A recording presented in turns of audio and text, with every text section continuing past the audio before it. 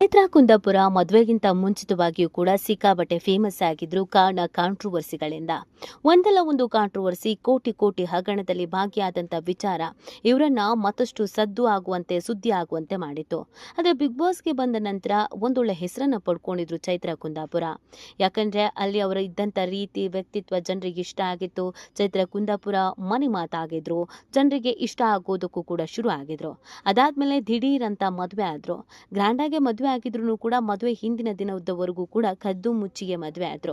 ಮದುವೆ ಅಂತ ರಿವೀಲ್ ಮಾಡ್ಲಿಲ್ಲ, ಹುಡುಗ ಯಾರು ಅಂತ ರಿವೀಲ್ ಮಾಡ್ಲಿಲ್ಲ. ಇನ್ವಿಟೇಷನ್ ಕೊಟ್ಟರು ಕೂಡ ಕದ್ದು ಮುಚ್ಚಿ ಹಂಚೋಕ್ ಶುರು ಮಾಡಿದ್ರು. ಇಷ್ಟೆಲ್ಲ ಕದ್ದು ಮುಚ್ಚಿ ಹಂಚೋಕ್ ಶುರು ಮಾಡಿದ್ ಯಾಕೆ, ಕದ್ದು ಮುಚ್ಚಿ ಮದುವೆ ಆಗುವಂಥದ್ದು ಏನಿತ್ತು ಅನ್ನುವಂಥ ಪ್ರಶ್ನೆಗಳು ಇದ್ವು. ಅದಾದ್ಮೇಲೆ ಅವರ ಮದುವೆ ಬಳಿಕ ಸಿಕ್ಕಾಪಟ್ಟೆ ಕಾಂಟ್ರವರ್ಸಿಗಳಾದ್ವು. ಸ್ವತಃ ಚೈತ್ರಾ ಕುಂದಾಪುರ ಅವರ ತಂದೆಗೆ ಮಗಳ ಬಗ್ಗೆ ಇಲ್ಲಿಲ್ಲದ ಆರೋಪಗಳನ್ನ ಎಲ್ಲವನ್ನ ಕೂಡ ಮಾಡಿದ್ರು. ಮಗಳು ಮತ್ತು ಅಳಿಯ ಇಬ್ರು ಕಳ್ರೆ ಅನ್ನೋದನ್ನ ಸಹ ಹೇಳಿದ್ರು. ಇದೀಗ ಒಂದು ಶಾಕಿಂಗ್ ವಿಚಾರ ಹೊರಗೆ ಬಂದಿದೆ. ಚೈತ್ರಾ ಮತ್ತು ಚೈತ್ರನ ಗಂಡನ ಮೇಲೆ ಹಲ್ಲೆಗೆ ಯತ್ನ ಆಗಿರೋದು, ಅದರ ಜೊತೆಗೆ ಅವರನ್ನ ಮುಗಿಸಲೇಬೇಕು ಅಂತ ಸ್ಕೆಚ್ ಆಗಿರೋದು. ಇದನ್ನ ಸ್ವತಃ ಚೈತ್ರಾ ಕುಂದಾಪುರ ಮತ್ತು ಅವರ ಗಂಡನೇ ಹೇಳ್ಕೊಂಡಿದ್ದಾರೆ, ಮಾತನಾಡಿದ್ದಾರೆ. ಹಾಗಿದ್ರೆ ಹಲ್ಲೆ ಮಾಡಿದ್ದು ಯಾರು, ಅವತ್ತಾಗಿದ್ದಾದ್ರೂ ಏನು, ಇವರನ್ನ ಮುಗಿಸ್ಬಿಡ್ಬೇಕು ಅಂತ ಸ್ಕೆಚ್ ಹಾಕಿರೋದಾದ್ರೂ ಯಾಕೆ, ಇವರು ಉಸಿರು ನಿಲ್ಲಿಸಿದ್ರೆ ಯಾರಿಗ್ ಲಾಭ, ಈ ತರದೊಂದು ದ್ವೇಷವನ್ನ ಚೈತ್ರ ಯಾರಿಂದ ಕಳ್ಕೊಂಡಿದ್ದಾರೆ, ಇದೆಲ್ಲವನ್ನ ಹೇಳಬೇಕು ಅಂತಂದ್ರೆ ಈ ವಿಡಿಯೋದಲ್ಲಿ ಹೇಳ್ತಾ ಹೋಗ್ತೀವಿ. ಆದರೆ ಇಲ್ಲಿವರೆಗೂ ನಿಮ್ಮ ಮೆಗಾ ಸುದ್ದಿಯನ್ನು ಸಬ್ಸ್ಕ್ರೈಬ್ ಮಾಡಿಲ್ಲ ಅಂದರೆ ಈಗಲೇ ಸಬ್ಸ್ಕ್ರೈಬ್ ಮಾಡಿ. ಹೆಚ್ಚಿನ ಮಾಹಿತಿಗಾಗಿ ಬೆಲ್ ಐಕಾನ್ ಪ್ರೆಸ್ ಮಾಡೋದನ್ನು ಮರಿಬೇಡಿ. ಎಸ್, ಹಿಂದುತ್ವವನ್ನು ಕಣಕಣದಲ್ಲಿ ತುಂಬಿಕೊಂಡು ಕರಾವಳಿಯ ಫೈರ್ ಬ್ರ್ಯಾಂಡ್ ಅಂತಾನೆ ಕರೆಸಿಕೊಂಡಿರುವಂತಹ ಹೆಸರುವಾಸಿಯಾಗಿರುವಂಥ ಚೈತ್ರಾ ಕುಂದಾಪುರ ಮಂಗಳೂರಿನ ವಿಶ್ವವಿದ್ಯಾಲಯದಲ್ಲಿ ಪದವಿಯನ್ನು ಪಡೆದು ಆನಂತರ ನಿರೂಪಕಿಯಾಗಿಯೂ ಕೆಲಸವನ್ನು ಮಾಡಿದ್ದಾರೆ. ಚೈತ್ರಾ ಎಬಿವಿಪಿ ರಾಷ್ಟ್ರೀಯ ಕಾರ್ಯಕಾರಿಣಿ ಸಮಿತಿಯ ಸದಸ್ಯೆಯೂ ಕೂಡ ಆಗಿದ್ರು. ಇನ್ನು ಪ್ರೇಮ ಪಾಶ ಅಂತ ಕೃತಿಯ ಲೇಖಕಿ ಕೂಡ ಹೌದು ಚೈತ್ರಾ ಕುಂದಾಪುರ.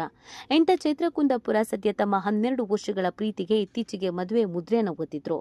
ತಮ್ಮ ಪತಿ ದೈವ ಶ್ರೀಕಾಂತ್ ಕಶ್ಯಪ್ ಜೊತೆ ನೆಮ್ಮದಿಯಿಂದ ಕಾಲ ಕಳೆದಿದ್ದಾರೆ. ಈ ನೆಮ್ಮದಿಗೆ ಅವರ ಹೆತ್ತ ತಂದೆಗೆ ಕೊಳ್ಳಿ ಇಡುವ ಪ್ರಯತ್ನವನ್ನ ಮಾಡಿದ್ರು.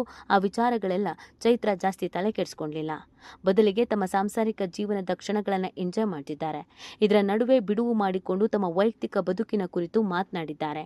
ಜೀವ ಬೆದರಿಕೆಯ ಕರೆ ಬರ್ತಾ ಇರೋದು, ಹಾಗೇನೆ ನಮ್ಮನ್ನ ಮುಗಿಸೋದಕ್ಕೆ ನಮ್ಮ ವಿರೋಧಿಗಳು ಸ್ಕೆಚ್ ಹಾಕಿದ್ದಾರೆ ಎನ್ನುವಂತ ಶಾಕಿಂಗ್ ವಿಚಾರವನ್ನ ಹೇಳ್ಕೊಂಡ್ಬಿಟ್ಟಿದ್ದಾರೆ. ಇದು ನಿಜವಾಗ್ಲೂ ಕೂಡ ಚೈತ್ರಾ ಕುಂದಾಪುರ ಅಭಿಮಾನಿಗಳಿಗೆ ಸಾಕಷ್ಟು ರೀತಿಯಾದಂಥ ಶಾಕ್ ಆಗಿದೆ. ಈಗ ತಾನೇ ಮದುವೆ ಆಗಿರುವ ಈ ಜೋಡಿಯನ್ನ ಮುಗಿಸ್ಬೇಕು ಅಂತ ಸ್ಕೆಚ್ ಹಾಕಿದ್ದಾದ್ರೂ ಯಾಕೆ, ಇಂಥದ್ದೊಂದು ದ್ವೇಷ, ಇಂಥದ್ದೊಂದು ಹಠ ಚೈತ್ರಾ ಮೇಲೆ ಮತ್ತು ಅವರ ಗಂಡನ ಮೇಲೆ ಯಾಕೆ ಅನ್ನುವಂಥ ಪ್ರಶ್ನೆ ಹುಟ್ಕೊಂಡಿದೆ. ಅದೆಲ್ಲದಕ್ಕೂ ಚೈತ್ರಾ ಅವರು ಮತ್ತು ಅವರ ಗಂಡ ಕಶ್ಯಪ್ ಅವರು ಕೂತು ಮಾತಾಡಿದ್ದಾರೆ. ಏನಂತ ಹೇಳಿದ್ದಾರೆ ಅಂತ ನೋಡೋದಾದ್ರೆ, ಈ ವಿಚಾರಕ್ಕೆ ಸಂಬಂಧಪಟ್ಟಂತೆಗೆ ಸಂದರ್ಶನವೊಂದರಲ್ಲಿ ಚೈತ್ರಾ ಕುಂದಾಪುರ ಮಾತನಾಡಿದ್ದಾರೆ. ಏನು ಅಂತ ಅಂದರೆ, ನಾನು ಸುಮಾರು 7-8 ವರ್ಷದ ಹಿಂದೆನೆ ಹಿಂದೂ ಕಾರ್ಯಕರ್ತೆಯಾಗಿ ಗುರುತಿಸಿಕೊಂಡಿದ್ದೆ, ಸಂಘಟನೆಗಳಲ್ಲಿ ಗುರುತಿಸಿಕೊಂಡಿದ್ದೆ. ಆಗಿನಿಂದಲೇ ನನಗೆ ಬೆದರಿಕೆ ಕರೆಗಳು ಬರ್ತಾ ಇದ್ವು. ಅದಾದಮೇಲೆ ನಾವಿಬ್ಬರು ಪ್ರೀತಿಯಲ್ಲಿ ಬೀಳ್ತೀವಿ. ಶ್ರೀಕಾಂತ್ ಮತ್ತು ನನ್ನದು 12 ವರ್ಷದ ಪ್ರೀತಿ. ನಾವಿಬ್ಬರು ಪ್ರೀತಿಯಲ್ಲಿ ಬಿದ್ದಿದ್ದೀವಿ ಅನ್ನುವಂಥ ವಿಚಾರ ಗೊತ್ತಾದ ಮೇಲೆ ನಮ್ಮಿಬ್ಬರಿಗೂ ಸೇರಿಸಿಯೇ ಥ್ರೆಟ್ನಿಂಗ್ ಕಾಲ್ ಬರ್ತಾ ಇತ್ತು. ನಿಮ್ಮನ್ನು ಹಾಗೆ ಮಾಡ್ತೀವಿ, ಹೀಗೆ ಮಾಡ್ತೀವಿ, ನಿಮ್ಗೆ ಹೊರಗೆ ಹೋಗೋಕೆ ಬಿಡಲ್ಲ, ನಿಮ್ಮನ್ನು ಮುಗಿಸೇ ಬಿಡ್ತೀವಿ, ಮುಗಿಸೇ ತೀರ್ತೀವಿ ಅಂತ. ಅದಲ್ಲದೆ ನಮ್ಮ ಮೇಲೆ 2-3 ಬಾರಿ ಅಟ್ಯಾಕ್ ಕೂಡ ಆಗಿದೆ. ನಮ್ಮನ್ನು ಹಲ್ಲೆಯನ್ನು ಕೂಡ ಮಾಡಿದ್ದಾರೆ. ಇದೆಲ್ಲದರಿಂದ ನಾವು ಮೊದಲಿಗೆ ಭಯಪಡ್ತಿದ್ವಿ. ಆದರೆ ಇತ್ತೀಚೆಗೆ ಇದು ನಮಗೆ ತೀರಾ ಕಾಮನ್ ಅನಿಸಿದೆ. ಹೌದಾ, ಹೊಡಿತೀರಾ, ಎಲ್ಲಿಗೆ ಬರಬೇಕು ಹೇಳಿ ಅಂತ ಕೇಳುವ ಪರಿಸ್ಥಿತಿಯಲ್ಲಿ ನಾವಿದ್ದೀವಿ. ನಮ್ಮನ್ನು ಮುಗಿಸ್ಬೇಕು ಅಂತ ಅಂದ್ಕೊಂಡ್ರೆ ಖಂಡಿತವಾಗಿಯೂ ಅದು ಸಾಧ್ಯವೇ ಆಗೋದಿಲ್ಲ. ಒಂದು ಜೀವ ಈ ಪ್ರಪಂಚದಿಂದ ಕೊನೆ ಆಗಬೇಕು ಅಂತಂದರೆ ಅದು ಕೂಡ ದೈವ ಇಚ್ಛೆ. ದೈವ ಏನಾದರೂ ಇಚ್ಛೆ ಮಾಡಿದರೆ ಮಾತ್ರ ನಮ್ಮ ಜೀವ, ನಮ್ಮ ಉಸಿರು ನಿಲ್ಲೋದಕ್ಕೆ ಸಾಧ್ಯ. ಸುಖ ಸುಮ್ಮನೆ ಯಾರ್ಯಾರು ಏನೇನೋ ಮಾಡ್ತಾರೆ ಅಂತಂದರೆ ಖಂಡಿತವಾಗಿಯೂ ಅದು ಆಗೋದೇ ಇಲ್ಲ ಅನ್ನೋದನ್ನು ಹೇಳಿದ್ದಾರೆ. ಅದಲ್ಲದೆ ನಮ್ಮ ಬಗ್ಗೆ ಸಾಕಷ್ಟು ನೆಗೆಟಿವ್ ಮಾಡೋದಕ್ಕೆ ಕೂಡ ಹೋರಾಡಿದ್ರು. ಶ್ರೀಕಾಂತ್ ಅವರು ಕೂಡ ಇದಕ್ಕೆ ಧ್ವನಿಗೂಡಿಸ್ತಾರೆ. 3-4 ವರ್ಷದ ಹಿಂದೆ ನಮ್ಮ ಮೇಲೆ ಹಲ್ಲೆ ಆಗಿದೆ ಅನ್ನೋದನ್ನ ಹೇಳ್ತಾರೆ. ಮುಂದುವರೆದು ನಾವು ಇಬ್ರು ಎಲ್ಲಿಗೂ ಹೋಗೋದಿಲ್ಲ, ನಾವಿಬ್ಬರೇ ಹೋದ್ವಿ ಅಂತಂದ್ರೆ ಖಂಡಿತವಾಗಿಯೂ ನಮ್ಮ ಮೇಲೆ ಅಟ್ಯಾಕ್ ಆಗುತ್ತೆ, ನಮ್ಮನ್ನ ಅಟ್ಯಾಕ್ ಮಾಡ್ತಾರೆ. ಸೊ ಆ ಕಾರಣಕ್ಕಾಗಿ ನಾವಿಬ್ಬರೇ ಯಾವತ್ತೂ ಎಲ್ಲಿಗೂ ಹೋಗಿಲ್ಲ. ಯಾರಾದರೂ 4-5 ಜನ ಹುಡುಗರು ನಮ್ಮ ಜೊತೆಗೆ ನಿರಂತರವಾಗಿ ಇದ್ದೇ ಇರ್ತಾರೆ. ನಾವೆಲ್ಲರೂ ಒಟ್ಟಿಗೆ ಎಲ್ಲಾದರೂ ಹೋಗ್ತೀವಿ, ಒಟ್ಟಿಗೆ ಬರ್ತೀವಿ. ಯಾಕಿಷ್ಟು ದ್ವೇಷ ಅನ್ನೋದು ನಮಗೂ ಕೂಡ ಗೊತ್ತಿಲ್ಲ. ಹಿಂದುತ್ವದ ಬಗ್ಗೆ ಮಾತನಾಡ್ತೀವಿ ಅಷ್ಟೇ, ಹಿಂದುತ್ವವನ್ನು ಪಾಲನೆ ಮಾಡ್ತೀವಿ ಅಷ್ಟೇ, ಅಥವಾ ಒಂದು ಸಂಘ ಸಂಸ್ಥೆಯಲ್ಲಿ ಗುರುತಿಸಿಕೊಂಡಿದ್ದೀವಿ ಅಷ್ಟೇ. ಏನೇ ಇದ್ರೂ ಅದನ್ನು ನೇರವಾಗಿ ಮಾತಾಡ್ತೀವಿ, ನೇರವಾಗಿ ಹೇಳ್ತೀವಿ. ಅದಕ್ಕೆ ನಮ್ಮನ್ನು ಟಾರ್ಗೆಟ್ ಮಾಡಿದ್ದಾರೆ ಅನ್ನೋದು ನಿಜವಾಗ್ಲೂ ಕೂಡ ಆಶ್ಚರ್ಯ. ಅದಲ್ಲದೆ ಸ್ಕೆಚ್ ಹಾಕಿ ನಮ್ಮನ್ನು ಮುಗಿಸ್ಬಿಡ್ಬೋದು ಅನ್ನುವಂಥ ಪ್ಲ್ಯಾನ್ ಏನು ಮಾಡಿದ್ದಾರೆ ಅದು ಖಂಡಿತ ಆಗಲ್ಲ. ಆಯುಷು ತೀರಿದ್ರೆ ನಾವು ಸಾಯ್ತೀವಿ ಅಂತ ಇಬ್ಬರು ಕೂಡ ಹೇಳಿದ್ದಾರೆ. ನಾವಿಬ್ಬರು ಇವತ್ತಿಗೂ ಕೂಡ ಸಾಕಷ್ಟು ಥ್ರೆಟ್ನಿಂಗನ್ನು ಎದುರಿಸ್ತಾ ಇದ್ದೀವಿ. ಯಾರು ಕಾಲ್ ಮಾಡ್ತಿದ್ದಾರೆ, ಎಲ್ಲಿಂದ ಕಾಲ್ ಮಾಡ್ತಿದ್ದಾರೆ, ಯಾಕಾಗಿ ಕಾಲ್ ಮಾಡ್ತಿದ್ದಾರೆ ಅನ್ನೋದು ನಮಗೆ ಈ ಕ್ಷಣಕ್ಕೂ ಗೊತ್ತಿಲ್ಲ. ಆದರೆ ಮುಗಿಸ್ಲೇಬೇಕು ಅನ್ನುವಂಥ ತೀರ್ಮಾನವನ್ನು ಮಾಡಿದ್ದಾರೆ. ನಾವು ಯಾವುದಕ್ಕೂ ಹೆದರೋದಿಲ್ಲ. ನಮ್ಮ ಜೀವನ ಹೀಗೇ ಇರುತ್ತೆ. ಹೋಗಬೇಕು ಅಂತಂದರೆ ಒಂದಲ್ಲ ಒಂದು ದಿನ ಹೋಗ್ತೀವಿ, ಇರಬೇಕು ಅಂತಂದರೆ ಇಲ್ಲೇ ಇರ್ತೀವಿ ಅಂತ ಹೇಳಿದ್ದಾರೆ.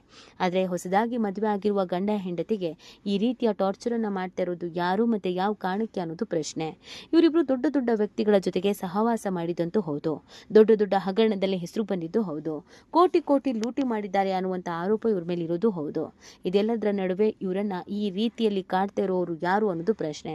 ಸ್ವಂತ ತಂದೆಗೆ ಇವರ ಬಗ್ಗೆ ಇಷ್ಟು ಕೆಟ್ಟದಾಗಿ ಮಾತನಾಡಿರುವಾಗ ತಂದೆಯ ಸಪೋರ್ಟ್ ಕೂಡ ಬೇರೆಯವರಿಗೆ ಇದೆ. ಆದರೆ ವೈಯಕ್ತಿಕವಾಗಿ ಇವರಿಬ್ಬರು ತುಂಬಾ ಆರಾಮಾಗಿದ್ದಾರೆ, ಸಂಸಾರವನ್ನು ನಡೆಸ್ತಾ ಇದ್ದಾರೆ ಅನ್ನೋದು ಖುಷಿಯ ವಿಚಾರ. ಆದರೆ ಇಷ್ಟೆಲ್ಲ ಥ್ರೆಟ್ನಿಂಗ್ ಇರುವವರು ಸ್ವಲ್ಪ ಹುಷಾರಾಗಿ ಎಚ್ಚರಿಕೆಯಿಂದ ಇರಬೇಕು ಅನ್ನೋದು ಈಗ ಕೆಲವರ ಕಿವಿ ಮಾತಾಗಿದೆ. ಈ ಬಗ್ಗೆ ನಿಮ್ಗೇನಿಸುತ್ತೆ ಅನ್ನೋದನ್ನು ನೀವು ಕೂಡ ಕಮೆಂಟ್ ಮಾಡಿ ನಿಮ್ಮ ಅನಿಸಿಕೆಯನ್ನು ತಿಳಿಸಬಹುದು.